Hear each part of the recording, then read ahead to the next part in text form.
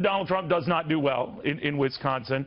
What does that say about similarly sort of demographically aligned states? That's a bit of a misnomer, but the states that are similar in the Republican sort of a breakdown of vote, states like Pennsylvania come to mind. Then what does it portend there? The former Republican governor of that fine state, Tom Ridge, he's supporting John Kasich for president. Governor, Secretary, very good to have you. Good to be back. You know, Donald Trump was famous for saying, you know, this guy Kasich should get out. He's 29-1 right now, or 1-29, I should say, and he should step out. Obviously, Governor Kasich disagrees. I would assume you do as well. But there is an argument to be made that Kasich's only shot is trying to get to a brokered convention, right? Well, I think you and I know what the math is. The process, the Democrat process, and there are no shortcuts, says the winner gets 1,237 delegate votes.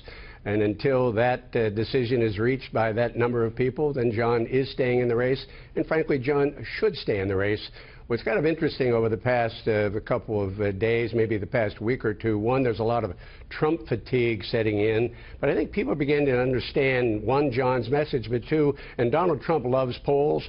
Well, I've got news for Donald Trump. He does not win any single poll against Hillary Clinton, and John Kasich on the head-to-head with Hillary Clinton wins them all. So, again, to all three candidates, this is a process. There's no shortcuts. Do what you need to do to get 1237, but there's no reason for John Kasich to leave the race. And the notion that Donald would suggest that maybe the party ought to push him out of the race. Come on, Donald, there are rules of the game. Let's play by them. All right, one of the things he has also espoused is that is Donald Trump. I have such a big lead in delegates, I should get it. What do you make of that? You argued 1237 is 1237 is 1237. The delegates you need. Well, close is no cigar, right? Well, close is good, but it's not good enough. I mean, one of the interesting phenomenons in this whole democratic process is you get to the convention, and I think the mindset, the philosophy, and the approach changes closer and closer you get to the convention, particularly if nobody's got the requisite number of votes.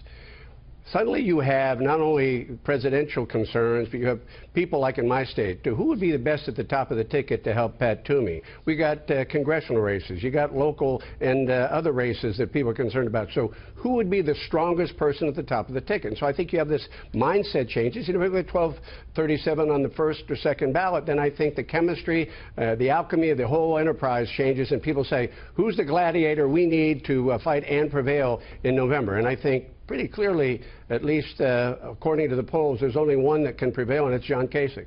All right, now that's your hope, that's your wish. The fact of the matter is that polls similarly have been wrong in the past, pitting, let's say, even Ronald Reagan against Jimmy Carter. Long before and even right after the Republican convention in 1980, he trailed Jimmy Carter by a lot.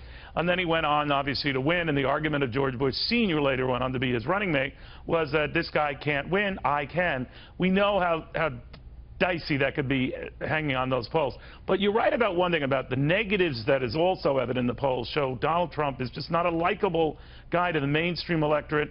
Hillary Clinton, darn near lovable by comparison, but maybe that gap could narrow as well. In other words, we're writing off Donald Trump and his general election chances prematurely. What do you say? Well, it's fair comment on the polls, Neil. I mean, we both know that, having observed and been involved in the political world for a long time.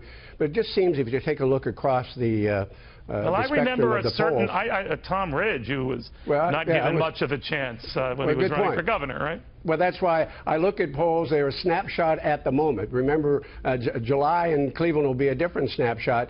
But I think that the simple fact remains that you continue the process as it is. And again, inside that convention hall, we've got 2,700 men and women. These are committee people. A lot of these are worker bees. You know, these are folks who are going to do the phone banks. They're going to go door to door. And they not only want to defeat Hillary Clinton, they want to make sure their congressman gets elected. They want to make sure their senator gets elected. So I do think it changes the mindset and the view that they take at the time. That's why I think you keep it going. That's why I think, as our chairman said, it's got to be open. It's going to be transparent. We're not going to favor one candidate or the other, and let the process play itself out. It's absolutely important that both Donald Trump and Ted Cruz are obviously like John out of the way. Now, everybody just man up and go get the 1237. Man up and get the 1237. Governor, always a pleasure. Thank you very, very much. Thank you very much. Always a pleasure.